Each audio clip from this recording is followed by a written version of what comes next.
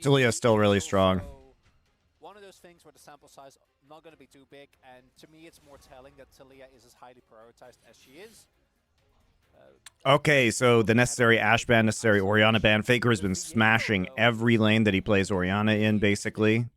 Like Viego, Lee, and Viego has been one of Piotric's better champions. That hasn't been a champion that T1 has been prioritizing. BDD is here, no-brainer, so we are going to take Senna.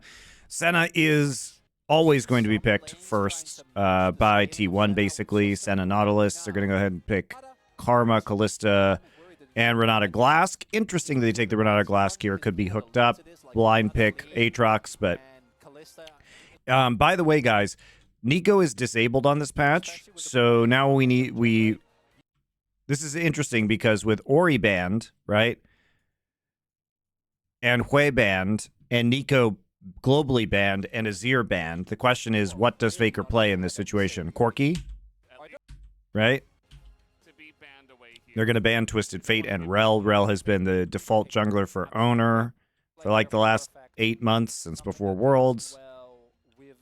So they took out some of the playmaking / carry junglers that we've seen Piotric do very well on. So they're going to take Udyr for perfect. Pretty standard. It is going to be Corki. I mean, this is the last really... unfortunately, I was hoping Faker would play something different. But with the Karma first pick, you now know that it's a mid lane Karma, so you're just going to try and survive some of the poke. Is Karma doing champ select now over time? I doubt that. This game against us. We're going to find a big team fight. We're going to get to the point where our champions scale. Why is Senna so strong and such high priority? Because, well, part of it is, I think, the change to support itemization, right? Part of it is that you obviously are going to farm on a Nautilus right now, and you play TP on Nautilus, so you have more map presence, and can get really tanky. Tank items being very powerful really helps if you have a tank in the bot side. And then Senna, scales extremely well. And there's also very few backline threats being played right now. So once you get a bunch of souls and you have range, nobody can really kill you. Also, Senna ult is incredibly powerful. The Piotric. Oh, man, I was hoping... I mean, we've seen a bunch of Kindred over in LPL, but it's been mostly contained there. Poppy and Owner Classic. It's a little bit weird, guys, that we didn't ban Poppy when we're taking Kalista. Because, like, Kalista can absolutely get mega clapped by Poppy in the bot side. And they've got a lot of lockdown for Renata and Kalista in the 3v3, right? So that feels pretty scary. I also just don't like... I mean, I've been harping on this, guys. There is no primary engage on KT's composition. Maybe Kalista ult, right? But you don't typically use Kalista ult as a form of primary engage. Maybe you dash in with Jin Zhao, but his ult, or his engage is gated by the fact that his ult has to be up and has to last long enough. You can run at them, but the kiting potential here is absolutely massive. You don't have like a Nautilus ult, for example, right? Or a hook that's really going to get you in there. This composition kind of relies on speed and kiting. Even though obviously trying to engage with the Xin Zhao is still going to be hard, and the engage of KT. Like these comps just fucking suck balls, guys. Like every pro team is running these comps without a form of primary engage, and like it is so predicated on snowballing off of lane and being first to objectives. Do you think they will engage with Renata? Engaging with Renata ult is garbage. It moves too slowly. It's like actually quite easy to dodge. You use Renata ult as a follow-up engage or as a kiting tool. It's going to be pretty interesting to see how this early to big game plays out. I think that it is going to have a larger than normal effect on this game compared to others. Like, this is really smash lane win game comp from KT. Like, they have to smash lane because they don't scale. They don't have damage. They don't scale. They don't have damage. They will get out-healed, outranged. Like, who is going to deal damage in the late game to a farming Nautilus? Who is supposed to kill Senna and Corki? Who is it? They can't flank. I hate this comp. Do have an incredible amount of power. Again, you have prior lane bot, prior lane in mid, and a neutralizer lane in top, so perfect. Lane. Opposite. Oh, well, they can force these Like, the only thing they can do is use Kalista ult to throw Renata at them, and then Renata, like, ults herself. Like, uses her ult. That's their form of engage. It's so bad.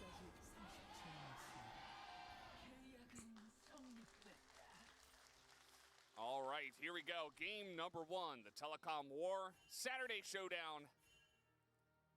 And just a wonderful Saturday afternoon. So, reason why we're not too thrilled about the I think this feels really bad, guys. I think it feels real bad. Where the Malignants and the Eclipse don't quite work together, where the Malignants procs the second attack. Seeing as it looks like we're headed to a de facto T1 Gen G final, do you think that Gen G has a chance to win with this new lineup? Sure they do. Of course they do. Changed up his timing on the package as well, and I'm just curious to see how it's going to play out. I feel like there were other choices, but Faker definitely Right. liking They certainly have the player for player power. They've already won a 3. Cagel said he preferred KT's draft because they had more agency early to mid game. I mean, look, it's a full push composition. You're rolling the dice here. You're rolling the dice. Like, look, you're planning on playing Karma, being super aggressive. You're planning on trying to push with the Udyr. You're trying to push into the bot side, stack Drakes. Like, if you execute it, you can win the game. I just don't like these compositions because I think that the margin for error is very low. And it requires like so much lane pressure, so much aggression, and you're kind of balancing on a knife's edge the entire time, and you get giga outscaled. Yeah, you have to be super proactive. Like, this is a risk that KT is taking. Now, one of the things is you have to consider your opponent. T1 has been one of the best early game teams in the league. So do you want to try this against a team that has been so successful early? Like, I would be way more confident in T1 running KT's composition than KT running this composition. Like, Senna is punishable early, guys. You know, we've seen a lot of games with a lot of Senna picks where the Kalista or the Varus just runs over the lane and Senna never comes online. That is a possibility. The meta read is so interesting for me from KT, as we do see Faker has played a lot of Corki and has won a whole lot. And this used to be a 19-game winning streak. Yeah. Physicist, thank you for your resubscription, my good sir. How erudite of you to subscribe again. Meanwhile, everyone just sitting there being a pleb, not subscribing, not even Twitch priming. Embarrassing, really, if you think about it. Now is the time to show your munificence, guys. Which I do think is befitting of this bot lane, but we have to see whether it actually pays off or whether they do get punished in a way that they 20-game Corki win streak. Yeah, 20 games after this game. Subscribe shaming, classic move. That's the only move I have. I'm out of moves after that, guys. Also a very top-tier combo in their own right. Prove your worth. I have. Like, I stream like 6 days a week, guys. I would sub, but I spent all my money betting on KT. No joke, man. I bet on KT on both matches this week, and they lost both of them. Rip. It's actually going to expire in front of him, and they all ping it, so they know that he was spotted, and he's just going to back and won't do much of anything. His owner's just going to return to full clearing. Owner did not pick up a crab, so opportunity for Bioshakir to double crab. Might head towards that. Do see some pings going down, so maybe wants to go towards his Raptor camp first, but we'll see. Perfect got his first proxy off, now making his way back to the lane. And that top lane is one that I'm really going to be looking at with a high level of interest, because the last time these two players faced, it wasn't pretty. Perfect really was getting pummeled. This was relatively early on as well. Why would you bet on KT when facing T1? Well, I took a flyer on them winning because the odds were crazy, and then I also bet that they would just win a game. They did neither of these things. If they had just won a game, I would have made money, even if they had lost the series. Because I did an outright on KT winning that was small, and then a slightly larger one on them winning a game. Sojin, thank you for your tier 1 sub. It's the odds were too good, and like they had just, I mean, they were coming off a Gen G win that was obviously fraudulent because those games were fucking terrible. But you never know. Like the Pioshik pop-off could happen again at any time. Yeah, I think Owner's just going to take the crab. I mean, When's the next episode of Foreplay coming out? Today. And he just smited the crab, so he's got to wait for that second smite. But yeah, he's just going to let it go. And Pioshik will be able to get all 3 of these early grubs. I like the call, actually, because Pioshik already got a crab. There's no need for him to go too ham. This allows BDD to maintain pressure. Is this live? Is what live? The game's live? No. Is Monty live? Yes. They do start this objective stacking early on, which with the What kind of question is that, PW479? It's all relative. Minion dematerializer there, if I'm not mistaken. Trying to maintain as much. So they are using their pressure to actually stack Void Grubs, which is probably very important for them if they want to keep pressuring and pressing in this scenario.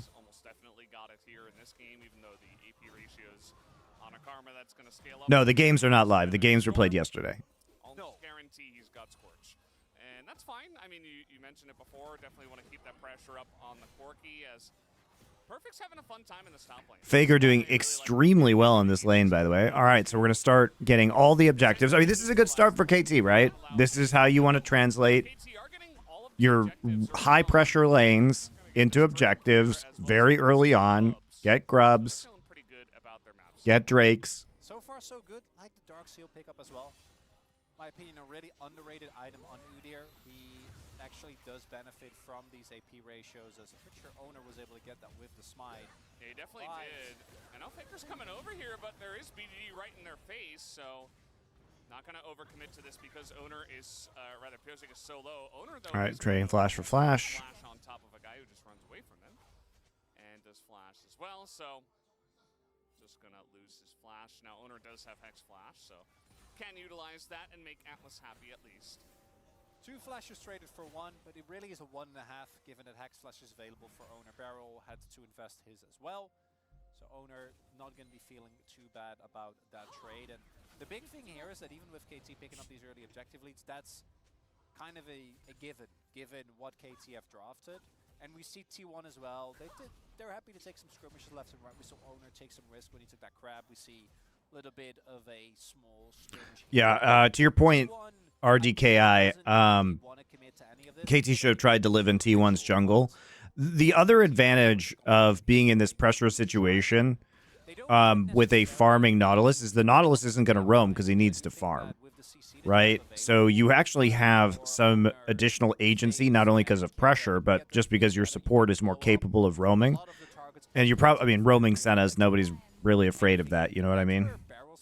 Specific use of the bailout is going to be really big, because if T1 shake a skirmish thinking that they can blow someone up, and then Barrel hits a big bailout, that can be game deciding. I think that's why T1 is just saying, okay, plates are starting to go down. Couple plates so far. a little bit behind, 5, 6. This is, a 600 gold lead is not really what you need now in order to snowball this. You have to keep snowballing off of objectives. So we'll see what happens with the grubs here. Like, ideally, KT pushes this lane out, and Barrel goes to help with second spawn of Void Grubs in the top side. Because, like, getting those Void Grubs will be quite helpful if you're going to be splitting. Their siege is really bad, guys. It's really bad because you have fucking short-range Callista and a Karma and an Udyr. But they might be able to get some stuff done with pressure, or at least get a few more plates with them.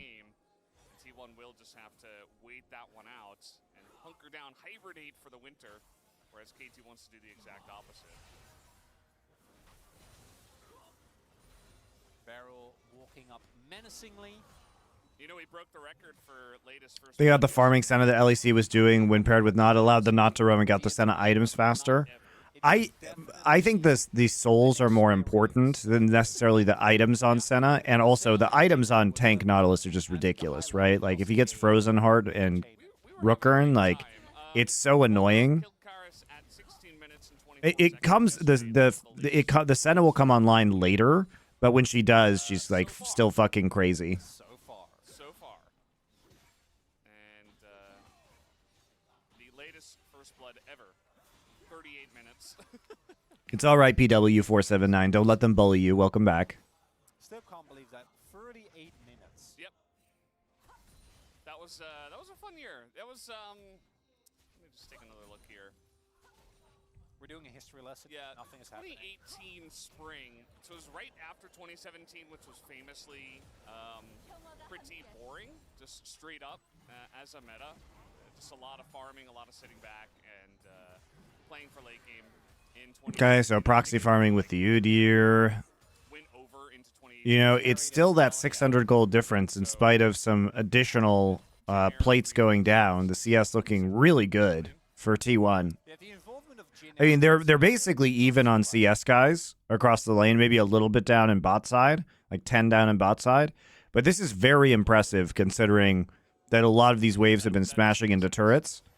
But in this case, we're trying to break records here because Fate's Call is going to be utilized to deny us any action down in the bottom side. So let's take a look at this. I mean, the proxy farming comes in. Pretty boring. Just still can't believe that the latest first blood 2020 of LCK. They're not even going to try and contest them. famous 2017 zone.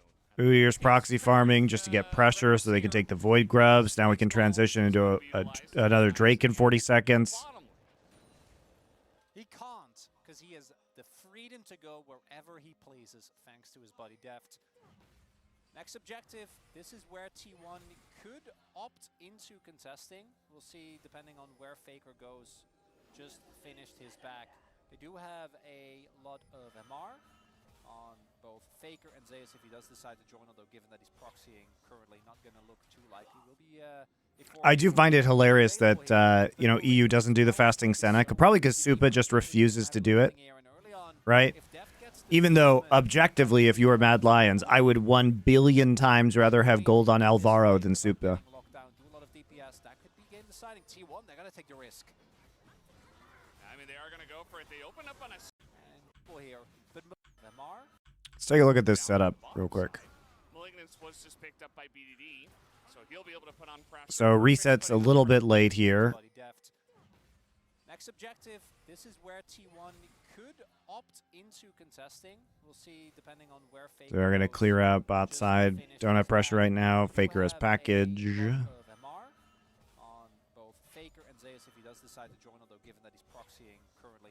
You know, that's the thing about this Kalista versus Corki matchup, not in terms of lane, but just in terms of timings.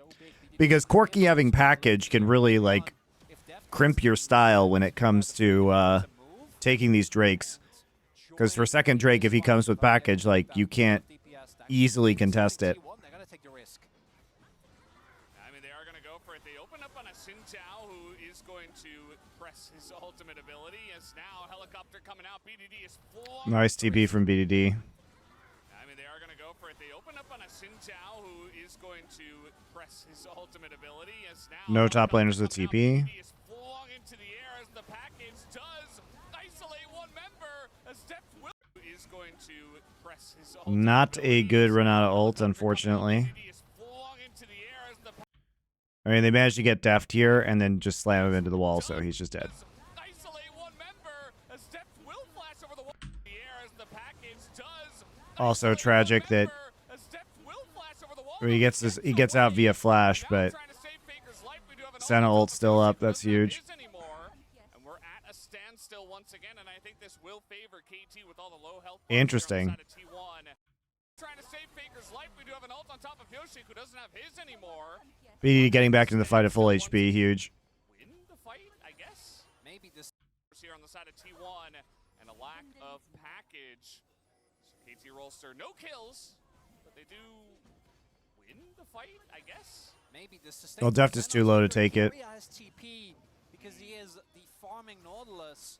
Yeah, that's definitely God damn, the farming Nautilus with TP is so good in these situations.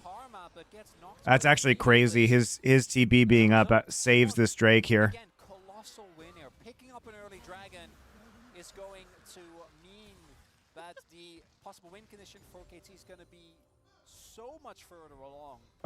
It's so doomed now, guys. had so many of these yesterday. A lot of teams didn't want to fight over them. But let's take another look at this fight here. BDD didn't get to interact very much. If they have Isolating Deft and then getting the wall bang on him was really huge. Deft doesn't get damage, has to flash over the wall immediately. Thanks to the ultimate from Barrel, he does stay alive, which is a small win, but BDD, by the time he joins, T1 have already peeled back. They don't get to use their biggest power. Oh, man, Nautilus TP so good. Can't help but wonder if BDD was either flashed the ultimate from Owner or just teleported maybe closer. I don't quite know what the ward said. I don't think there was a better ward, but maybe he could have teleported to the wave and coming from the bottom because they needed his damage to win that skirmish. Wasn't the case. Big win from Owner. T1, no first blood, but a big win nonetheless. Is there a similar pattern with T1's comps this year? Yes. I mean, they play control mages in the mid lane. Faker plays Hui, Orianna, Azir, Nico, which is disabled dispatch, or Corki. Oftentimes they really pick him these champs, not this game.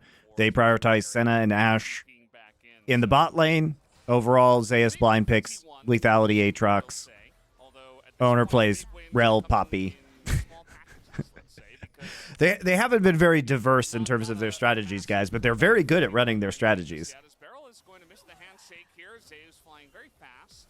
His World Ender and will actually flash away just to make sure he doesn't go down to death. Don't want to die here. Give over a kill to the Kalista, who hasn't been able to build that big of I hate their playstyle and their fans. They're not playing the most exciting playstyle right now, but it is very good.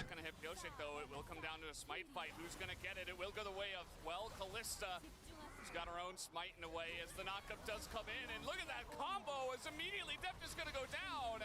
The BDD is in a lot of trouble here as well. The Renata ult was pretty good, but I think now that here's Faker. They are just down He's a member and down any sort of damage. The bailout comes in on a Pioshik, but way too late to do anything to change the fight, and T1 will pick up the fight.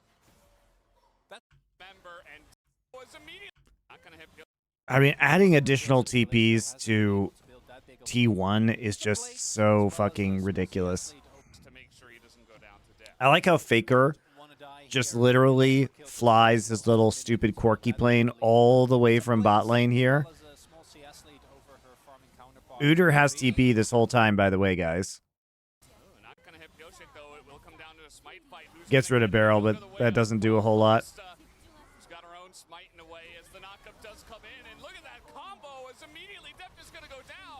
Smite fight, who's going to get it? It will go the way of, well, Kalista, who's got her own smite in a way as the knockup does come in, and look at that combo. I mean, Zeus just TPing here onto the minion wave, so he gets a free flank, because this fucking Nautilus is already so tanky with Frozen Heart. Just pops over the wall.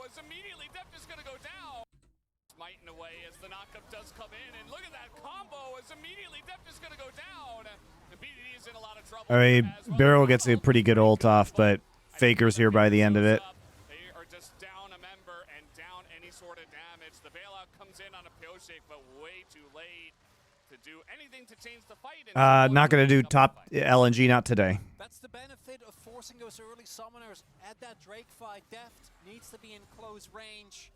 It's so hard to play that out. They can't do damage to T1's composition ever. Win the fight. The Herald goes over to KT, but I don't think they're going to be very happy about it. As we take another look here, this is one of the issues that you run into, as I think Kalista specifically, into the amount of CC that's available. But how do you play Kalista into this fucking tank Nautilus Aatrox? Plus Senna ult over the back. It's just so free. Like the moment that you get hit, you get targeted, you just end up going down, especially without the flash. Perfect little late on the TP. And then Pioshik tries to go for a target, but Doom are not going to go down in that quick a time, and it would have at best been a 1-for-1 trade. Really big win there for T1. Now sitting on a 1.5k gold lead. And we will see probably a turret, maybe mid lane turret, if they get some free time be picked up. Although I'm looking, they didn't even get to pick up the Eye of the Herald. Or they used it in the replay. But given how that fight played out, I'm gonna assume that they didn't pick it up, and that is not a great look. KT still have it in them. We're watching all the podcast stuff. Thank you, Chuck Norris. You're very famous for watching all my podcasts, but thank you. We need to have an intervention about how Blizzard fumbled Overwatch. Yeah, well, we tried to do that. We did a Four Horsemen episode on that.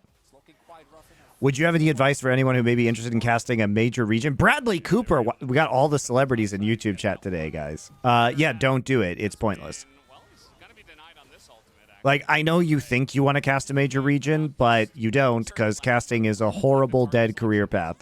100%, but that's fine. I mean, he knocks somebody away and gets value out of it. It's obviously good in the first fight against BDD, but yeah, it does feel like T1 are in total control, and the difference between the Kalista, who just gets blown up 100 to 0, and the Senna, who's just in the backline providing so much sustain and damage, is pretty incredible, which brings us back to the draft, right? I mean, you're playing this Kalista into Nautilus alone, not to mention all the other pieces of the draft, and giving over the Senna Naut. Still pretty confused. KDF are winning this split. I agree. Kwangdong hype, man.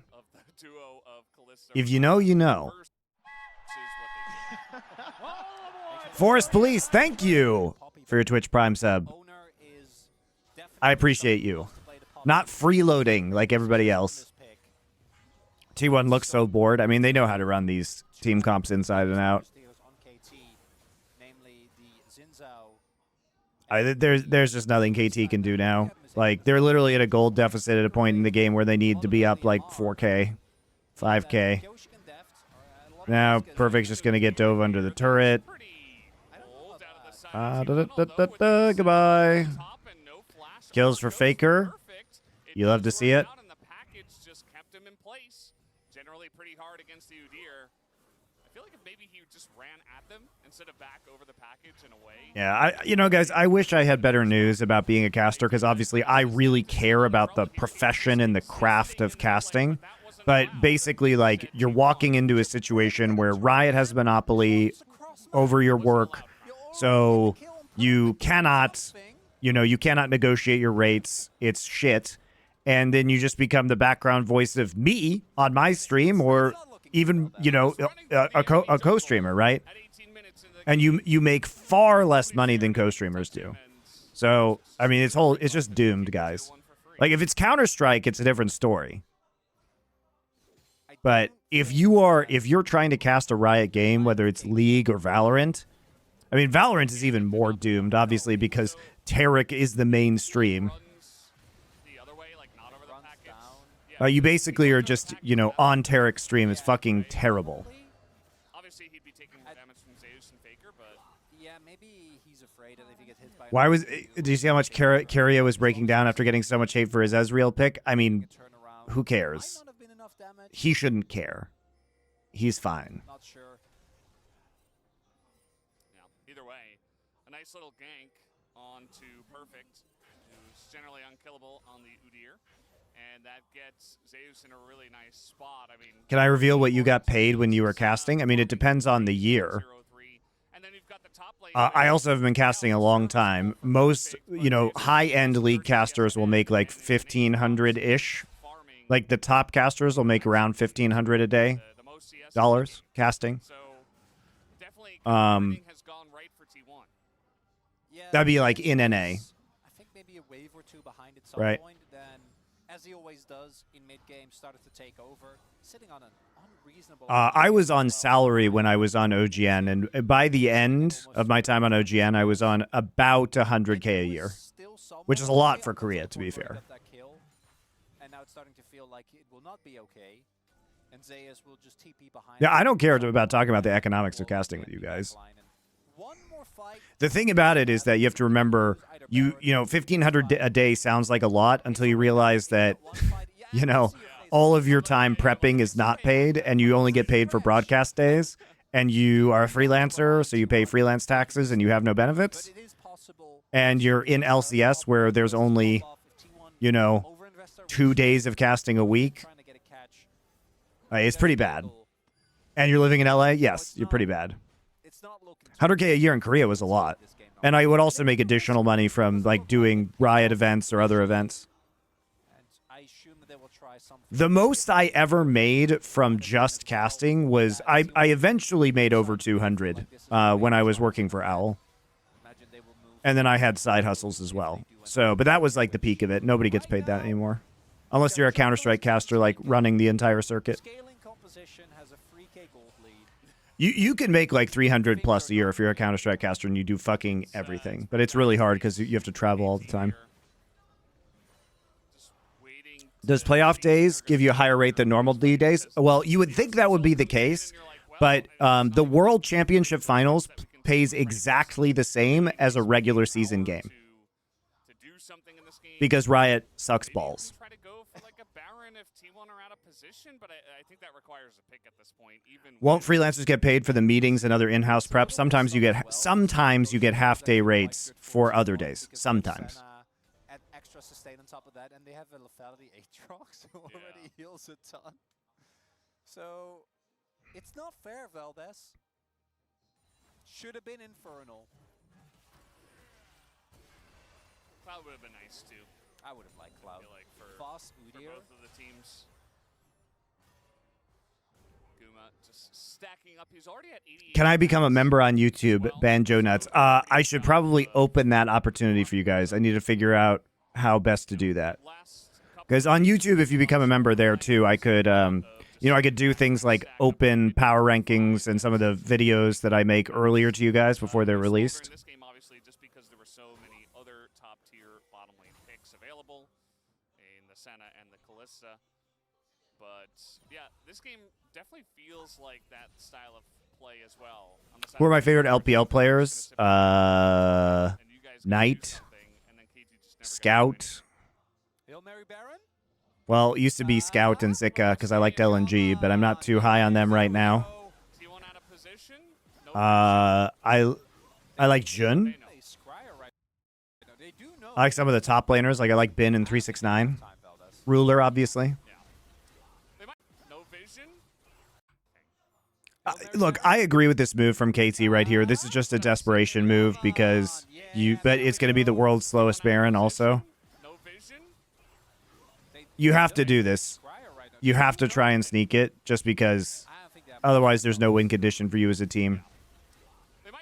You fucked up your win condition. Oh, Corki has package too, so that's fine. Well, I'm just going to take the Baron from you now.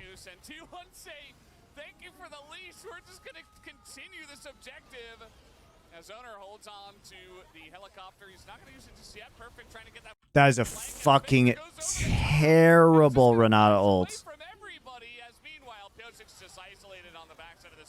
It doesn't even matter they kill Faker because they all die now. I love watching Kalista just get hit by a Nautilus ult and then get hit by Poppy W every fight. What a fun fucking team composition to play Kalista into, where you just get not ulted while you try and deal damage because the super tank knot is here. Then you get hooked. Then Poppy charges at you, presses W, and you die.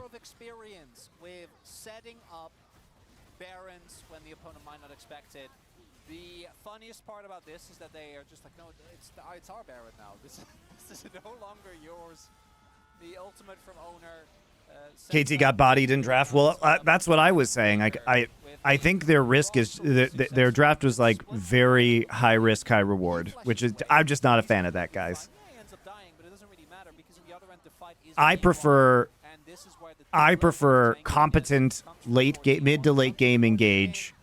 Not let's win every lane and pray to God that we snowball a 23-minute Dragon Soul.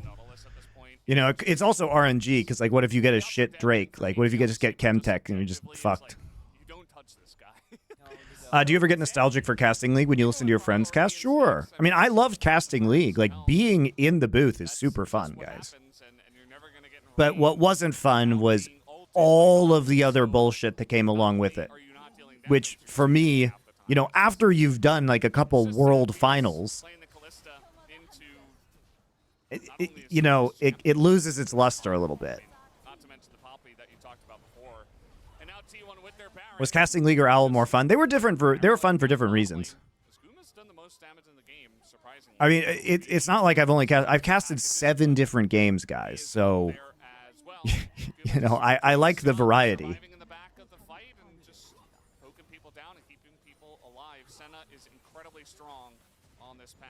It's one of the hidden upsides of playing into a lane like Stories about casting make me wonder if it's possible to ever run a league system without Riot's consent. Well, if Hex and Scump's lawsuit against Activision Blizzard is successful, it would change copyright IP to the degree that it would be possible to run a League of Legends league without Riot's approval. You should watch the latest Four Horsemen episode that we did that discusses this. Is that likely to happen? Of course it isn't. But that is a possible outcome of that case. Can I still use the Factor LFN code if I already started the service before you guys got sponsored? I don't know. A complete collapse of T1. This one is pretty it's pretty over, Veldes. We'll see if they can kill Zeus. There are no TPs. I think they can. 5v1. Can they? Yeah, with Stormgate. I'm excited by some of the RTSs. That's an insane amount of damage going into Deft as he can 5v1. Just 5v1. Gangbang Zeus. Here, right? That's an insane amount of damage going into Deft as he got that Q3 down, but it's 1,000 gold into the hands of Deft. They did it. Ever missed casting Vinglor? Yeah, Vinglor was a good game. Also, Super Evil Megacorp was maybe the best company I ever worked with in terms of casting, like the best dev. Love those guys. Least douchey dev. Carry is incredibly tanky himself as an ult is going to sail wide from owner. And yeah, Barrel not being here. It looks like he took some extra time to farm in the bottom lane. I don't know what he was doing down there. Do I still play RTS? I have not in a while, but I was, you know, maybe I'll play some Stormgate. Did I cast Heroes of the Storm? No. That's a gold positive trade for KT. How's the relationship with Overwatch staff? Pretty good. I mean, there basically in the first year it was good, and then after that it was kind of bad. Because we had some really stupid producers, and once Nate Danzer left, the upper leadership was just completely fucking so dumb. So, when Nate was there, it was great. He wanted to make sure the turret went down, but then even it was like even more delayed after that. I don't know. It was a little weird. It was a little rough. Just a little barrel moment. It happens. Yeah, the Super Evil Megacorp is the best one to work with, dude. The irony just slays me every time. Actually, the best dev. The nicest dev was Super Evil Megacorp. Did I get to meet Jeff from the Overwatch team? Yeah, of course. I know him quite well. It's just so hard when you get to this point in the game because Faker is going to poke you. I mean, there's not much to say about this game, guys. This game has been done for a while.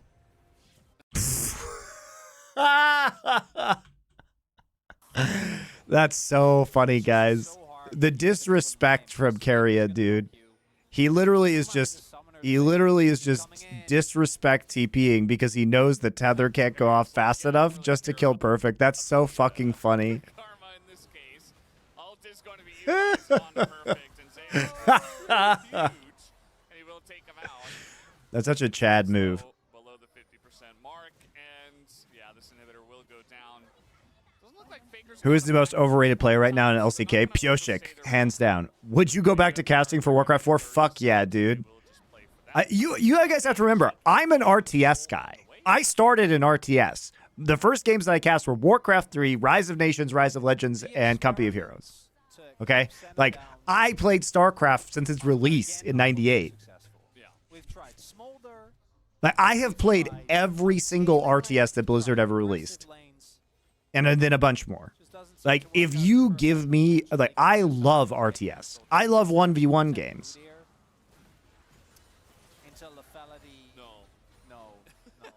Rise of Nations, Rise of Legends. Yeah, nah.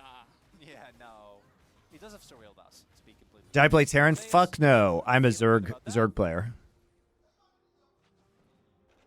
And all I'm wondering, Veldes, is when is T1 going to decide to walk down mid? I was one of in Rise of Nations, Rise of Legends. I was one of the best Aline players in the world. Vinci was Giga OP though, so the game was impossible to play. Game number 2, because game number 1 didn't really give one just yet as the teleport comes in. They're contesting. Yeah, this is over Ocean Soul, so Phantom Civ 5, yes. For them. Perfect's doing a good job of trying to get in there, but I played every Civilization game. Oh god. As the massive package comes in and Deft is just dead immediately. The poor guy has no chance in this game, as Bioshic is going to go down as well. That's 3 of them out of this one. We got TPs all over the map. As Zeus will be looking for the kills, while Faker is looking for the kill on the Nexus. TP coming down here from Perfect into the base. And he will try to defend as Owner's just running through the turrets. All right, we'll take a quick look at this last fight. Experiments. Try. Yes, gonna be feeling good about that. Because they can. Because game number 1 didn't really give us one just yet as the teleport comes in. They're contesting. We gotta do something. I respect KT continuing to fight in this game, continuing to sneak the Baron. Perfect's doing a good job of trying to get in there, but now he's getting out of there. Oh god. That's a massive soul. So let's see how this does. I mean, KT or T1 rather just plays so well around vision, guys. Like they set some of the best vision traps in the game. I mean, look at this. Pink ward, pink ward. Zeus is here. He's sweeping it. So they know that there's no vision anywhere. So they set up this insanely good flank. Just punt the tank out immediately with Poppy ult. Get directly on top of Deft with Poppy W. Then just chain CC and bailout does nothing. Not only that, but they have package for this play as well. So they get a massive, massive package knockback onto everybody. That is such a beautiful setup, guys. That is such a good play by T1. Holy shit, that was clean.